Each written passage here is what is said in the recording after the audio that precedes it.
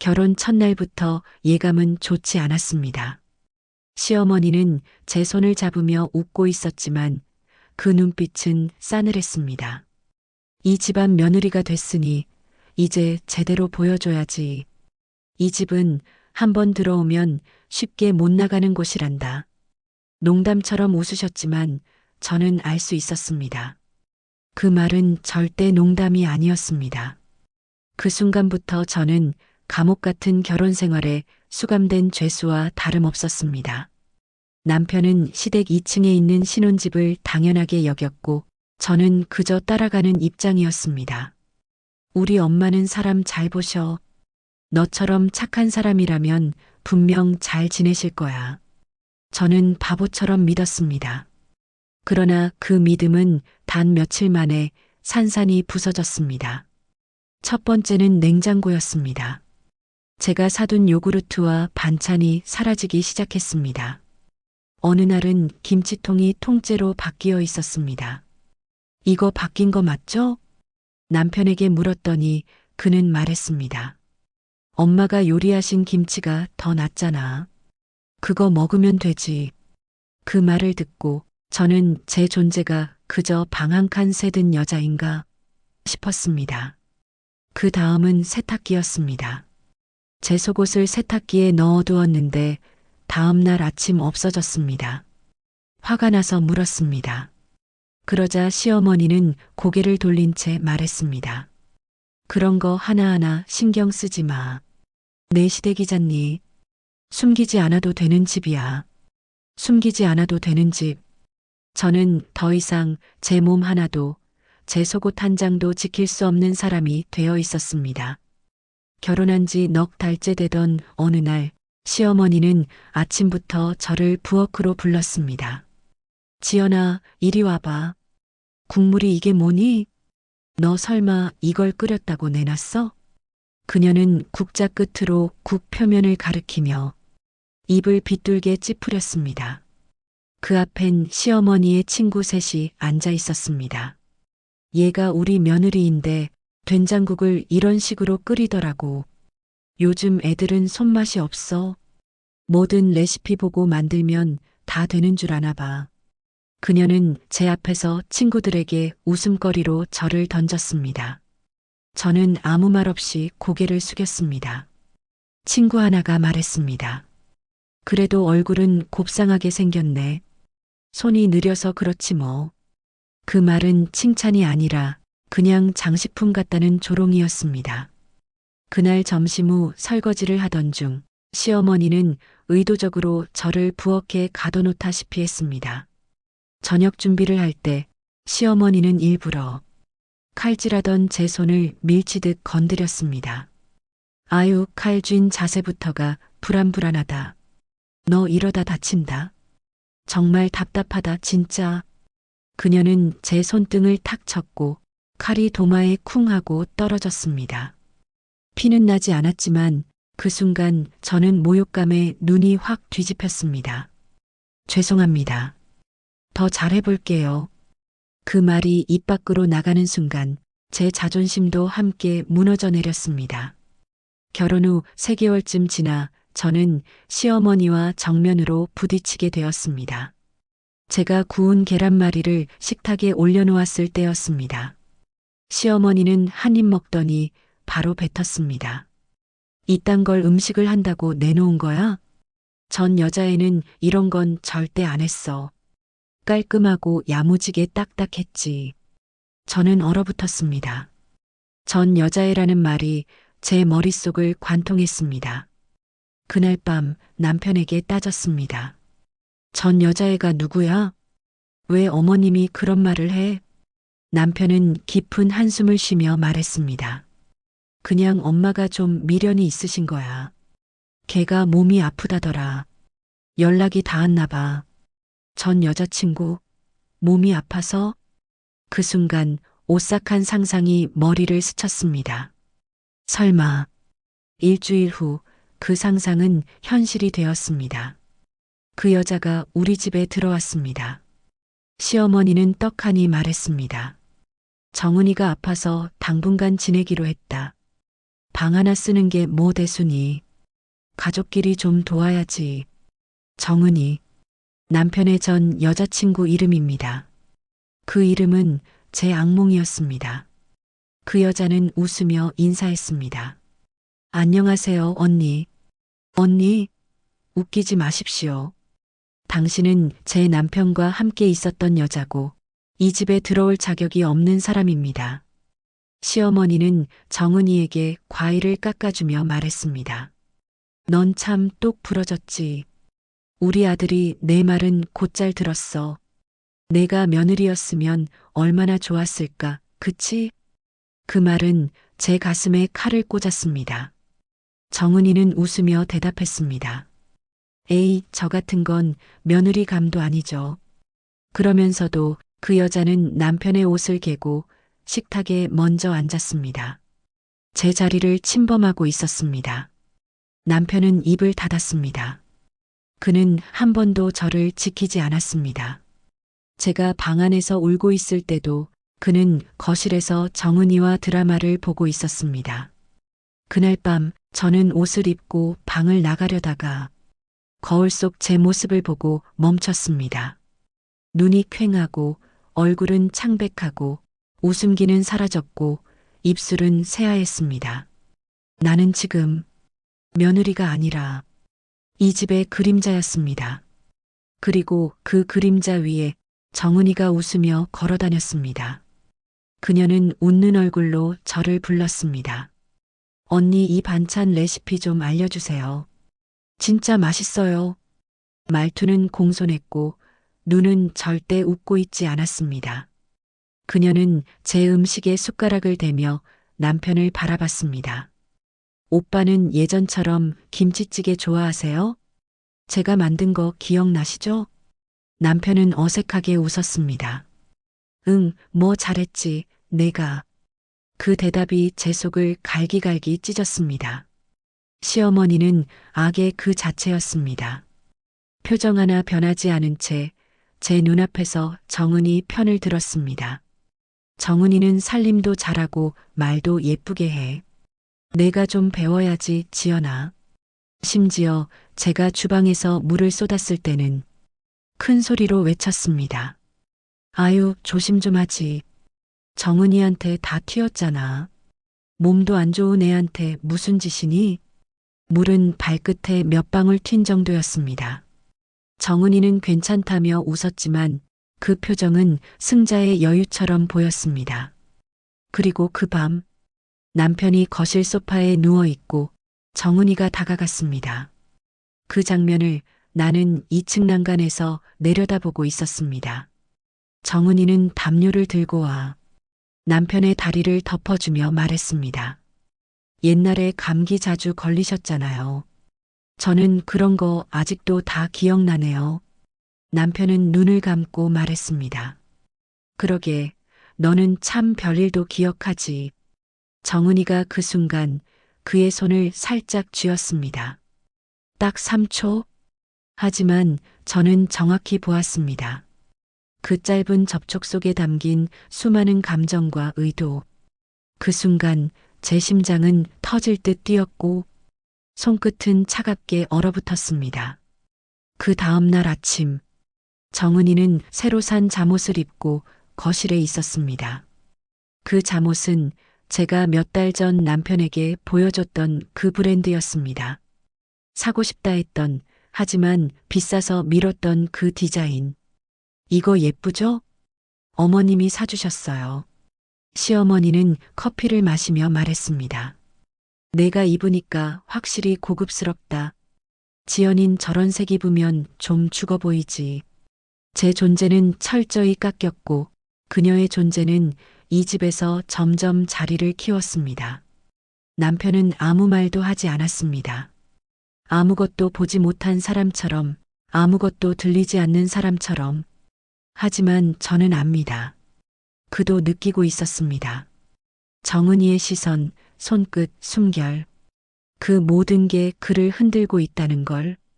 이 집에서 나는 사람이 아니라 물건이었습니다. 필요할 때는 쓰고 마음에 안 들면 비교당하고 말을 듣지 않으면 버려질 위협을 받는 존재. 그때 처음으로 생각했습니다. 이 결혼, 이 집, 어쩌면 처음부터 틀린 선택이었을지도 모릅니다. 그리고 그날 밤 폭발은 찾아왔습니다. 시어머니가 제 방에 문도 두드리지 않고 들어왔습니다. 손에 정은이의 병원 영수증을 들고 말했습니다. 이건 내가 좀 내. 내가 이 집에 들어온 덕분에 정은이가 이렇게 고생하잖아. 내 자리가 원래 그 애 자리였으니까 그 정도는 감수해야지. 이 집에 들어온 덕분에 그 애 자리를 제가 뺏은 거라고요? 제 이마가 뜨거워졌습니다. 내 심장이 뛰는 소리가 너무 커서 그 자리에서 숨이 막힐 것 같았습니다. 저는 조용히 문을 닫고 식탁 의자에 앉아 한참을 말없이 앉아 있었습니다. 그때 정은이가 주방으로 들어왔습니다. 슬리퍼를 끌며 잠옷바지 위에 가디건 하나 걸친 채였습니다. 언니 진심으로 미안해요. 저도 이렇게 될 줄은 몰랐어요. 그 말에 저는 웃을 수밖에 없었습니다. 미안하다는 사람이 왜 내 남편 옆에 앉아요? 왜 그 손을 잡아요? 왜 그 잠옷을 입어요? 정은이는 아무 말도 하지 않았습니다. 그 입술 끝에 아주 작고 날카로운 웃음이 떠올랐습니다. 아주 잠깐이었지만 분명히 보였습니다. 그녀는 알고 있었습니다. 자신이 이기고 있다는 걸. 정은이는 이제 아침마다 남편보다 먼저 일어났습니다. 그리고 남편이 잠에서 깨기도 전에 식탁을 차려놓았습니다. 그 식탁 위에는 제가 만든 음식은 보이지 않았고 대신 그녀가 정성 들여 다듬은 반찬들이 가지런히 놓여 있었습니다. 남편은 무심한 듯 보였지만 그 반찬을 먹고는 은근한 미소를 지었습니다. 이거 옛날에 너네 집에서 먹던 그거네? 정은이는 웃으며 대답했습니다. 오빠가 좋아했잖아요. 아직도 기억하고 있었네요. 두 사람의 눈빛이 짧게 교차하는 순간 저는 몸이 굳었습니다. 내가 차린 식탁이 아니었습니다. 이건 내가 사는 집이 아니었습니다. 이건 내가 함께 사는 남편이 아니었습니다. 점점 정은이는 우리 부부의 일상 속에 스며들었습니다. 그녀는 남편이 좋아하는 향수를 알았고 그의 취향을 정확히 꿰뚫고 있었습니다. 어느 날 저녁 남편이 늦게 들어왔습니다. 정은이는 자연스럽게 그에게 따뜻한 물을 건넸고 남편은 그 물을 마시며 피곤한 듯 소파에 기대 앉았습니다. 오늘 많이 힘들었죠? 옛날처럼 손 마사지 해줄까요? 그녀는 조심스럽게 남편의 손을 감싸쥐고 엄지로 그의 손바닥을 천천히 눌렀습니다. 남편은 웃으며 말했습니다. 기억나네. 그때 내가 해준 거 은근 좋았지. 그 장면을 문틈 사이로 본 저는 더 이상 무너질 곳이 없었습니다. 그리고 다음 날 밤에 벌어진 일은 지금도 잊을 수 없습니다. 남편이 외근으로 늦는다고 했고 시어머니는 느닷없이 제 방문을 벌컥 열고 들어왔습니다. 지연아, 내 허리 좀 주물러봐. 넌 매번 말해야 하니? 저는 억지로 손을 뻗었습니다. 허리를 주무르며 손끝이 떨렸습니다. 그녀는 제 손등을 보고 비웃듯 말했습니다. 손이 곱긴 하다만 쓸모는 없네. 시댁일 하나 못하면서 며느리라니. 그 말에 저는 손을 멈췄습니다. 그녀는 소리를 질렀습니다. 왜 멈춰? 하기 싫으면 당장 나가든가. 나가고 싶지? 그치? 그럼 내가 아들한테 전화해서 정은이 다시 데려오라고 해야겠네. 그 순간 저는 정신이 아찔했습니다. 눈앞이 핑 돌았고 온몸이 부들부들 떨렸습니다. 죄송합니다. 계속하겠습니다. 저는 그렇게 무릎 꿇고 허리를 주물렀습니다. 내가 아니라도 되는 자리에 필사적으로 매달리는 인간처럼요. 그날 밤 잠자리에 들며 저는 손등을 내려다봤습니다. 아무 상처도 없는데 살이 지지겨진 것처럼 아팠습니다. 이 집에서 나는 사람이 아니라 물건이었습니다. 필요할 때는 쓰고 마음에 안 들면 비교당하고 말을 듣지 않으면 버려질 위협을 받는 존재. 그때 처음으로 생각했습니다. 이 결혼, 이 집, 어쩌면 처음부터 틀린 선택이었을지도 모른다고. 다음 날 아침 시어머니는 저를 부르더니 묘하게 말했습니다. 남자 마음이란 건 말이지. 늘 편한 사람한테 가는 거야. 지연아, 너 요즘은 좀 딱딱해졌어. 여자로서의 여유가 없달까? 그 순간 저는 웃음이 나올 뻔했습니다. 여유라니요. 이 상황에서 여유를 말하는 시어머니는 그저 잔인한 폭력자였습니다. 정은이는 매일 화장을 곱게 하고 남편 앞에 나설 때마다 향기를 풍기며 나타났습니다. 그녀는 절대 남편을 향해 직접적으로 다가가지 않았지만 그녀의 말투, 표정, 손짓 하나하나가 나는 기억하는 여자야라는 메시지를 던지고 있었습니다. 남편은 알면서도 피하지 않았습니다. 오히려 받아들이는 눈치였습니다. 나는 이 집에서 잊혀지고 있었습니다. 살아있지만 누군가의 과거보다 더 희미해지고 있었습니다. 어느 날 밤 남편이 샤워 중일 때였습니다. 화장실 문 앞에서 정은이의 목소리가 들렸습니다. 수건 여기 놔둘게요, 오빠. 오빠라는 그 말에 제 안에 무언가가 완전히 무너졌습니다. 남편은 말없이 문을 열었고 정은이는 수건을 걸어두고 조용히 웃었습니다. 너 지금 뭐 하고 있니? 제 목소리는 떨렸습니다. 분노로 그리고 너무도 뻔뻔한 그 얼굴 앞에서 터져나오는 절망으로 정은은 한치도 물러서지 않았습니다. 오히려 도전하듯 입꼬리를 말아 올렸습니다. 그냥 언니가 좀 예민하신 것 같아서요.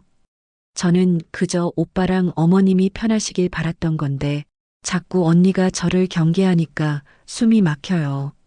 경계해? 내 남편 옆에 들러붙고 내 집에서 내가 남의 남편 밥 차리면서 숨이 막힌다고? 제 손이 부들부들 떨렸습니다. 숨을 쉬려 해도 마치 목구멍에 불덩이가 걸린 것 같았습니다. 너 지금도 내 남편 쳐다보고 있잖아. 그 시선, 그 손짓 다 보고 있었어. 내가 날 얼마나 철저히 무시했는지도. 그때였습니다.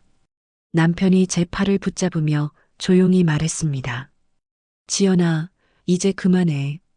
정은이 그런 애 아니야. 다 오해야. 순간 제 귀가 먹먹해졌습니다.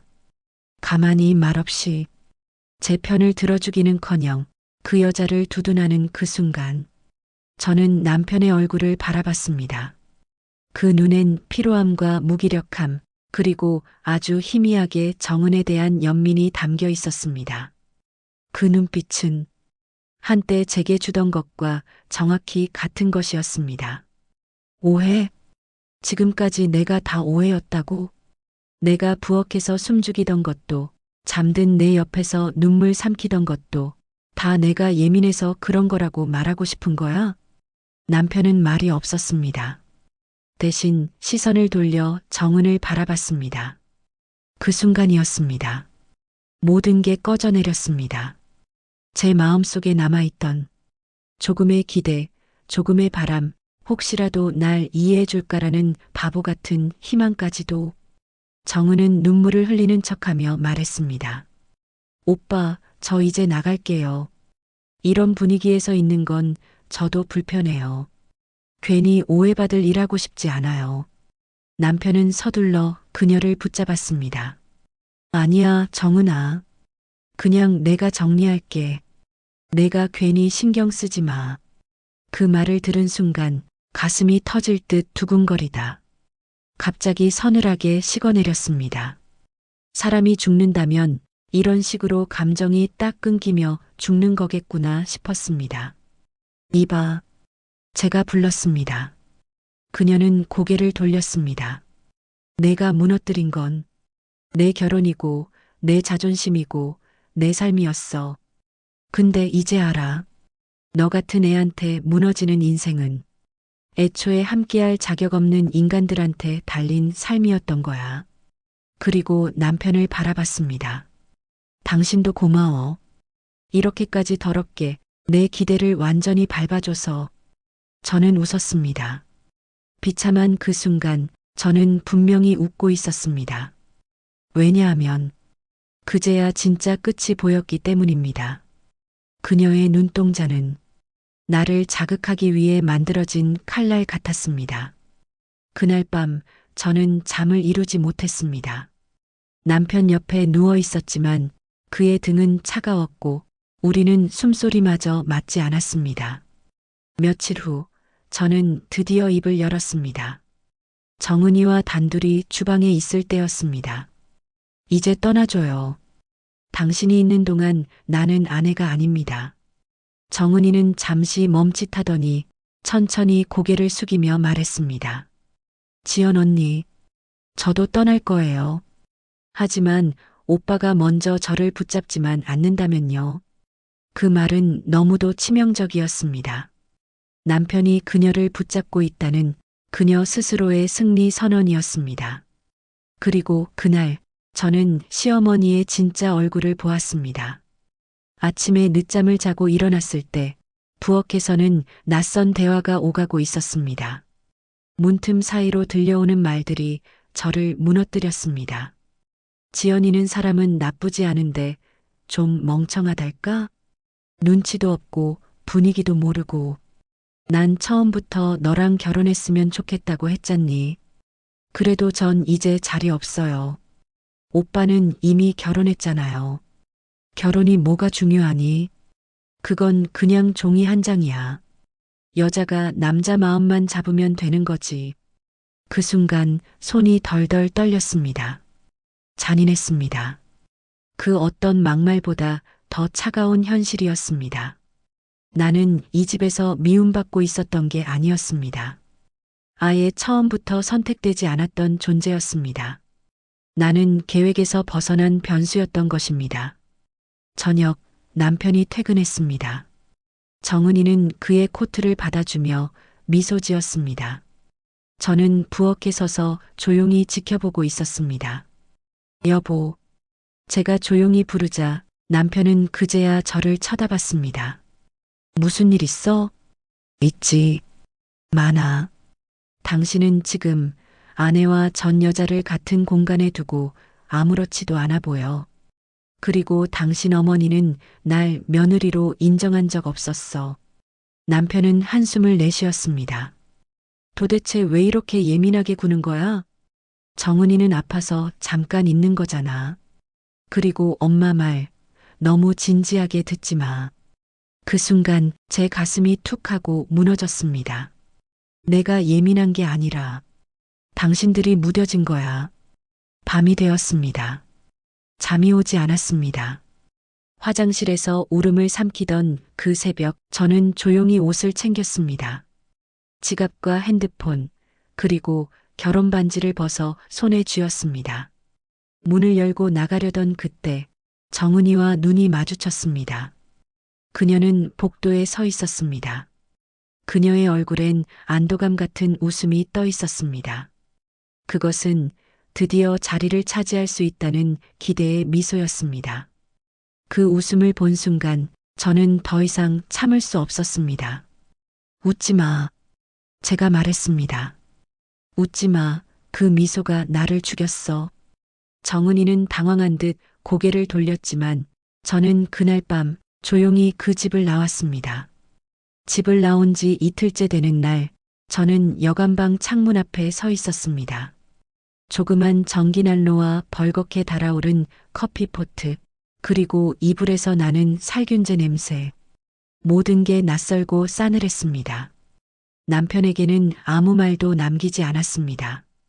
제가 사라졌다는 걸 그들은 알기나 했을까요? 3일째 되는 날 남편에게 처음 연락이 왔습니다. 지금 어디야?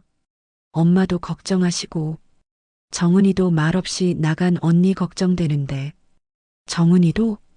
그 한 줄에서 저는 더는 대답할 필요가 없다는 걸 깨달았습니다. 일주일이 지났습니다. 남편에게서는 더 이상 연락이 없었습니다. 그가 포기했는지 그녀에게 빠져갔는지 아니면 아예 저를 지운 건지. 그리고 어느 날 밤 친구 수진이가 말없이 저를 찾아와 말했습니다. 지연아, 미안한데 이건 내가 봐야 할 것 같아서.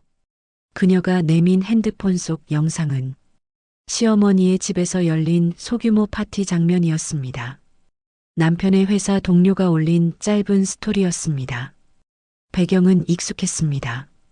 그 집의 거실, 그 소파, 그 액자, 그 장면 속에서 정은이는 남편의 옆에 앉아 와인을 따르고 있었습니다. 남편은 그녀의 손등을 가볍게 툭 치며 웃고 있었습니다.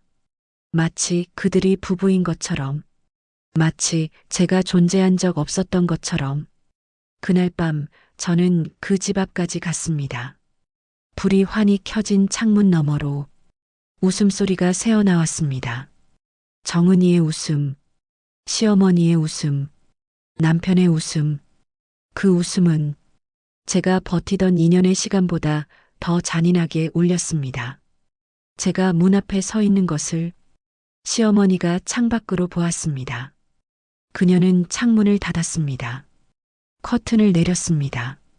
끝이었습니다. 그 누구도 문을 열어주지 않았습니다. 그 누구도 나와 마주하려 하지 않았습니다. 정은에게서 문자가 왔습니다. 기다리지 않았는데 어김없이 도착했습니다. 그 여자의 말투는 항상 조심스러운 척했습니다. 언니, 잘 지내시죠? 오빠랑 어머님 걱정 많으세요. 혹시 필요한 거 있으시면 말씀 주세요. 말은 공손하지만 말마다 비수가 들어 있었습니다. 지금 이 상황에서 그 여자가 나를 걱정한다고요? 얼굴도 보고 싶지 않은 이름, 그 이름이 휴대폰 화면에 떠 있을 때마다 속이 울렁거리고 손끝이 저릿해집니다. 그리고 얼마 뒤 또 다른 메시지가 도착했습니다. 오빠가 요즘 많이 말라졌어요. 제가 밥이라도 잘 챙겨드려야겠죠? 그 문장을 보고 저는 아무 말 없이 화면을 껐습니다. 그리고 이불 속으로 들어가 조용히 손톱을 꾹꾹 눌렀습니다. 눈물도 이제 잘 나오지 않았습니다. 그 여자의 말 한마디 한마디가 마치 내 존재를 밀어내는 망치 같았습니다. 며칠 뒤 남편의 회사 동료를 우연히 만났습니다. 그는 저를 반갑게 부르며 말했습니다. 지연 씨, 잘 지내시죠? 지난번 댁에 들렀을 때 뵙고 인사 못 드렸네요. 저는 당황해서 물었습니다. 뵙다니요? 누구를요? 그냥 정은 씨가 식사도 차려주시고. 아무튼 분위기 좋아 보였어요. 저는 그제야 깨달았습니다. 사람들은 이미 정은을 그 집의 여자로 여기고 있다는 것을. 그날 밤 정은은 또 메시지를 보냈습니다. 언니, 오늘은 제가 오빠한테 감기약 사다 드렸어요. 예전엔 이런 건 다 언니가 하셨죠? 그 메시지에는 사진도 첨부되어 있었습니다.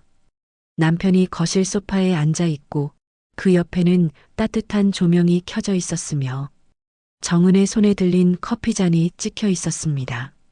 거실은 평화로워 보였습니다. 아늑하고 따뜻하고 완벽했습니다. 그 풍경 속에 저는 없었습니다. 그 순간 저는 휴대폰을 손에 쥔 채 바닥에 던졌습니다. 액정이 산산이 금이 갔습니다. 내 안에 쌓여있던 분노가 처음으로 물리적인 형태로 튀어나온 순간이었습니다. 며칠 후 시어머니에게서 우편물이 도착했습니다. 등기였고 도착지 주소는 시댁으로 적혀 있었습니다. 봉투 안에는 이혼 서류 초안이 들어 있었습니다. 그리고 손으로 쓴 한 줄의 쪽지가 있었습니다. 지연아, 모두 힘들지 않게 정리하는 게 어때? 이제 내가 놓아주는 게 맞는 것 같아. 어른이 되어야 할 때란다. 어른? 어른이 되라고요? 그 종이를 손에 쥔 채 저는 한참을 앉아 있었습니다. 손이 떨렸고 속이 뒤틀렸으며 머릿속은 텅 비어 있었습니다. 이것이 그들이 말하는 정리였습니다. 그날 밤 저는 그 집 앞에 갔습니다. 이름 모를 집의 벽면에 등을 대고 그들의 불 켜진 창문을 바라보았습니다. 거실 불은 환했고 웃음소리가 들려왔습니다. 정은의 목소리, 시어머니의 웃음, 그리고 남편의 낮은 대화 소리. 저는 한참 동안 그 집을 바라보다 조용히 뒤돌아섰습니다. 아무도 나오지 않았습니다. 누구도 문을 열어주지 않았습니다. 그 다음 날 저는 그 집을 다시 찾았습니다. 이번엔 정면으로 다가갔고 현관 옆 신발장을 열었습니다. 그 안에는 정갈하게 정리된 여성용 슬리퍼 한 켤레, 하얀 구두 한 켤레가 놓여 있었습니다. 제가 신던 신발은 보이지 않았습니다. 그리고 문이 열렸습니다. 시어머니였습니다. 어머, 지연이었니? 여기까지 무슨 일로? 저는 아무 말 없이 그녀를 바라보았습니다. 요즘 내가 조용해서 다들 걱정했어. 들어와서 좀 쉬다 가렴. 그녀는 뻔뻔하게 웃고 있었습니다. 정은이가 집을 많이 따뜻하게 만들더라. 내가 없으니 공기도 좀 부드러워졌다고 해야 하나? 저는 참았습니다. 말 대신 숨을 삼켰습니다. 하지만 시어머니는 멈추지 않았습니다. 그 애는 센스도 있고 아들한테 무슨 옷이 어울릴지도 잘 알아. 지연아, 넌 그런 게 조금 부족했지. 저는 조용히 대답했습니다. 그래서 제가 버림받은 건가요? 그건 내가 자초한 거지. 정은인 내가 보기에 진짜 며느리 같아. 기운도 있고 눈치도 있고 무엇보다 여자로서 참 지혜로워. 그 말이 끝나자 제 안에 무언가가 완전히 부서졌습니다. 저는 고개를 들고 시어머니를 정면으로 바라보았습니다. 그럼요. 저는 애도 없고 눈치도 없고 지혜는커녕 며느리 흉내도 못 낸 여자였죠. 시어머니는 쓴웃음을 지었습니다. 그래도 이제라도 내가 현실을 아는 것 같아서 다행이네. 저는 조용히 고개를 끄덕였습니다. 정은이 조심히 다루세요. 이번엔 안 깨지게. 그리고 저는 돌아섰습니다. 한 걸음 한 걸음. 그 집에서 멀어지며 다시 다짐했습니다. 이대로 무너지지 않겠다고요. 지워진 존재로 끝나지 않겠다고요. 다시 돌아오겠다고. 그들에게 끝이 뭔지 보여주겠다고 마음속에 깊이 새겼습니다. 그날 밤 이상하게 가슴이 답답했습니다. 숨을 쉬어도 폐끝까지 공기가 닿지 않았고 손끝이 저리도록 외로웠습니다. 그렇게 저는 또다시 그 집 근처를 맴돌게 되었습니다. 멍청하다는 걸 알면서도 그 창문을 바라보지 않으면 견딜 수가 없었습니다. 거실 불이 켜져 있었고 커튼은 닫히지 않았습니다. 그들의 일상은 여전히 평화로웠습니다. 정확히 말하자면 제가 사라진 뒤로 더 평화로워 보였습니다. 남편은 소파에 앉아 있었고 정은은 그 앞에 앉아 발 마사지를 해주고 있었습니다. 제 눈이 의심스러울 정도로 그녀는 무릎을 꿇은 채 남편의 다리를 쓰다듬고 있었습니다. 그 손끝은 너무도 익숙한 듯 자연스러웠고 남편은 아무런 거부 없이 고개를 뒤로 젖히고 눈을 감고 있었습니다. 그 모습이 제가 지켜온 결혼의 전부를 조롱하는 것처럼 느껴졌습니다. 그녀는 남편의 허벅지를 손바닥으로 문지르더니 살짝 웃으며 말했습니다. 예전엔 이럴 때 항상 졸았잖아요, 오빠. 남편은 미소를 지으며 말했습니다. 기억력이 좋네, 넌. 그때 너한테 마사지 받고 잠들면 꿈도 안 꿨어. 그 대화가 제 귓가를 파고들었습니다. 귓속을 망치로 두드리는 것 같았습니다. 정은은 그의 무릎 위에 손을 올려두고 천천히 몸을 기대듯 움직였습니다. 머리가 그의 어깨에 닿을 듯 말 듯. 그 미묘한 거리에서 그녀는 확실하게 주인을 연기하고 있었습니다. 남편은 그저 웃고 있었습니다. 가볍게 그녀의 머리카락을 넘겨주기도 했습니다. 제 머리칼은 한 번도 그렇게 쓰다듬지 않았으면서요. 그때였습니다. 그녀가 그에게 물었습니다. 오빠, 지금 행복하세요?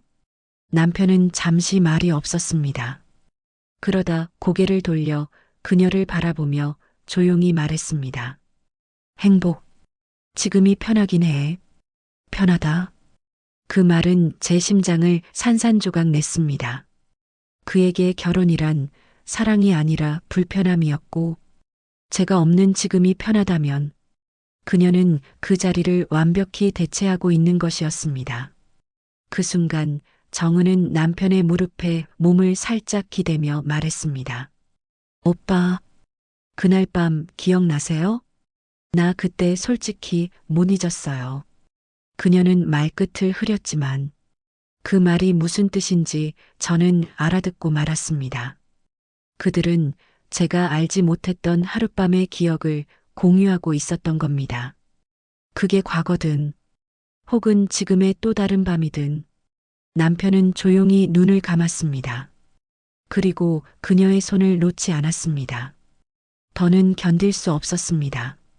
창밖에서 그 광경을 보던 저는 그 자리에서 울음을 토해냈습니다. 소리는 내지 않았지만 눈물은 목을 넘어가고 심장은 폭발할 것처럼 두근거렸습니다. 저는 뒤도 돌아보지 않고 그곳을 떠났습니다. 그날 밤 저는 미친 사람처럼 거리를 걸었습니다. 신발은 젖었고 바람은 매서웠지만 저는 걷고 또 걸었습니다.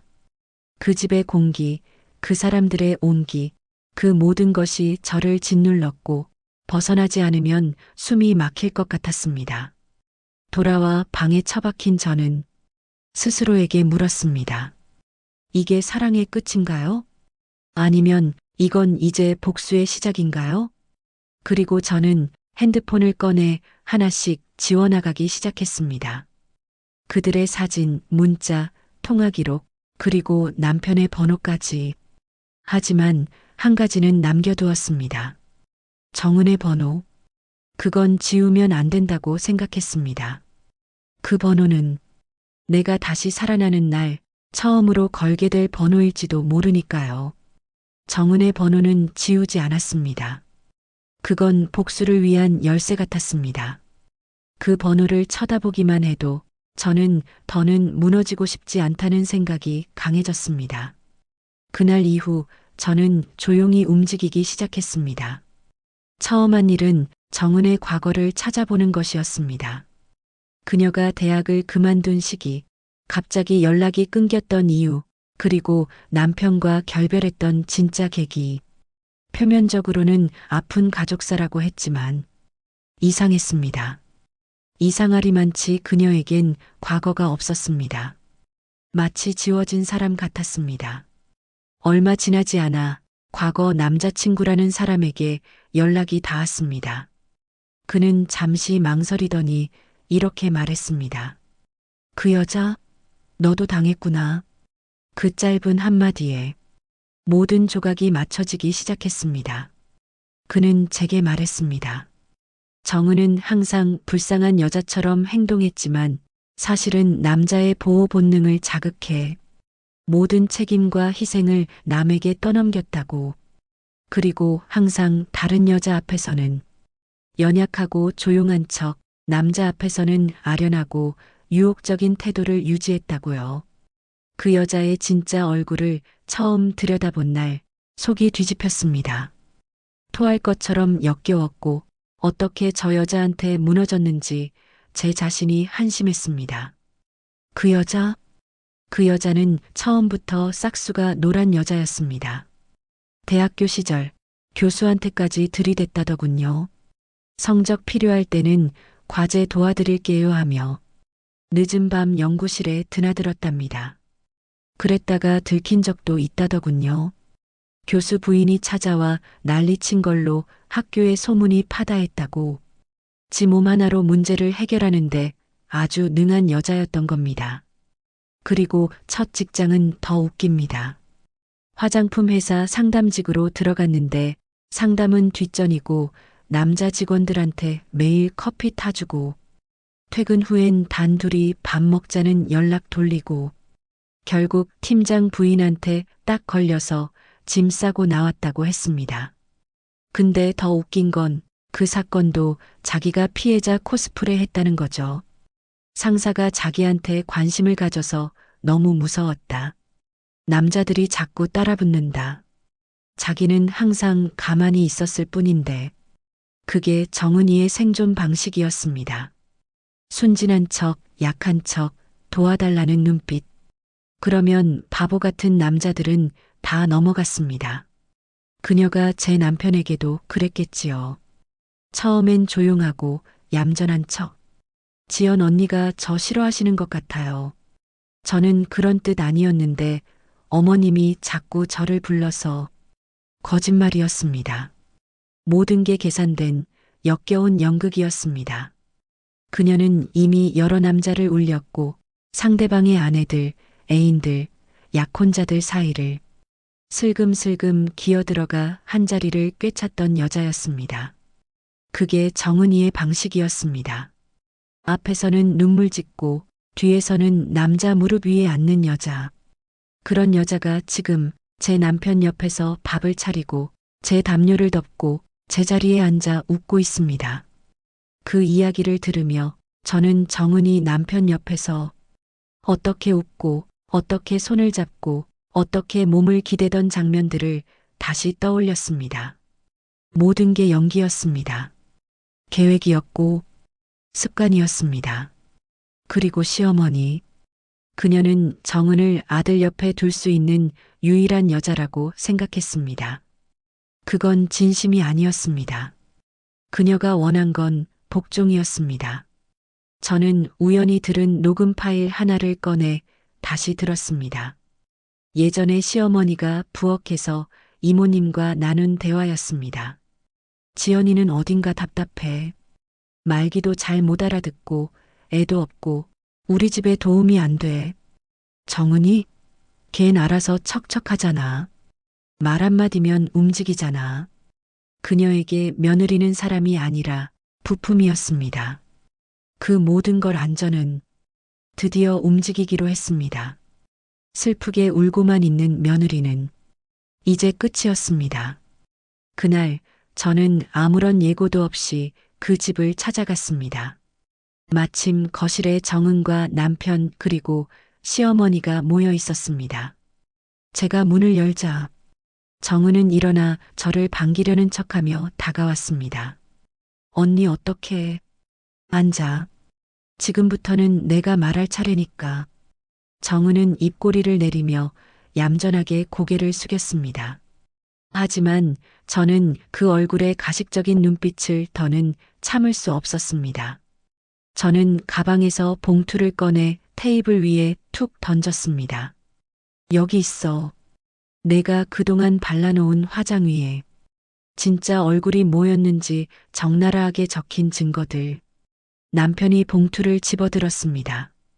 그 안에는 정은이 전 직장에서 해고될 당시의 진술서, 대학교 시절 교수 아내가 교직원에게 보낸 항해 메일, 그리고 그녀의 전 남자친구가 보낸 증언 녹취록 요약이 들어 있었습니다. 남편이 첫 장을 넘기자 정은의 얼굴이 하얗게 질려갔습니다. 오빠 저기 있는 건 다 거짓말이겠지? 늘 그래왔잖아. 피해자인 척, 억울한 척. 근데 이상하지 않니? 어떻게 모든 사건에서 내가 늘 불쌍한 쪽이었을까? 남편은 충격에 얼어붙은 표정으로 정은을 바라보았습니다. 정은은 작게 중얼거렸습니다. 그건 내가 일부러 그런 게 아니라 내가 일부러 안 했다면 그 남자들은 뭔데? 그 남자들의 여자들은 또 뭔데? 남의 인생 망가뜨려 놓고 내가 한 말이 언니 전 죄송해요였니? 시어머니가 그제야 개입했습니다. 지연아 그만해. 내가 지금 하는 말은 너무 지나쳐. 지나쳐요? 그럼 어머님은 제가 그 여자랑 같은 집에서 제 남편 무릎에 그녀가 앉는 거 보면서 숨죽이고 살던 날들은 뭐였다고 생각하세요? 시어머니는 말이 없었습니다. 남편은 봉투를 꼭 쥔 채 정은을 향해 말했습니다. 이게 사실이야?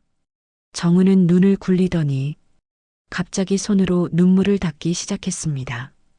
오빠, 난 그때 너무 어렸고, 나도 상처 많았고, 그냥 잘해보고 싶었을 뿐이야. 상처 많은 사람이 남의 남편 무릎에 앉지는 않아요. 정은아. 정적이 흘렀습니다. 저는 그 자리에 서서 조용히 말했습니다. 난 너한테 뺨을 맞은 게 아니라 사람으로서 바닥까지 밟힌 거야. 그리고 당신 고개를 들어 남편을 봅니다. 당신은 그걸 다 지켜보고 있었어. 당신은 선택을 한 게 아니라 방치했어. 정은은 무릎을 꿇었습니다. 그 특유의 눈물 연기와 목소리로 말했습니다. 미안해요, 언니. 나 진심으로 그렇게 될 줄 몰랐어요. 미안하단 말, 그렇게 쉬운 줄 이제 알았어. 저는 봉투 하나를 더 꺼내 시어머니 앞에 두었습니다. 이건 어머님 몫이에요. 제가 며느리로 있을 동안 어머님이 저한테 했던 말들 녹음한 거예요. 시어머니는 얼굴이 사색이 되었습니다. 너 그걸 왜냐고요? 저도 이제야 알았거든요. 사람 대접받으려면 증거부터 모아야 한다는 걸요. 남편은 멍하니 앉아 있었습니다. 정은은 고개를 숙이고 흐느꼈고 시어머니는 떨리는 손으로 봉투를 열어보지도 못했습니다. 그 모든 광경을 지켜보며 저는 마침내 걸어 나왔습니다. 그 집에서 나오는 발걸음이 처음으로 가벼웠습니다. 그들은 제가 무너질 줄 알았겠죠. 그런데 아니에요. 나는 무너진 게 아니라 깨달은 거였어요. 세상이 더럽게 돌아갈 땐 더러운 걸 까발려야 숨이 쉬어진다는 걸요. 며칠 뒤 남편에게서 편지가 도착했습니다. 지금도 그가 왜 직접 만나러 오지 않고 편지를 보냈는지는 모르겠습니다. 아마 제 눈을 제대로 마주할 자신이 없었겠지요. 편지는 엉망이었습니다. 줄줄이 흐려진 글씨, 수백 번의 미안하다, 그리고 마지막엔 이렇게 적혀 있었습니다. 그땐 정말 몰랐어. 아니, 알았는데 못 본 척했어. 너무 늦었지만 기회가 된다면 내게 다시 시작하자고 말하고 싶었어.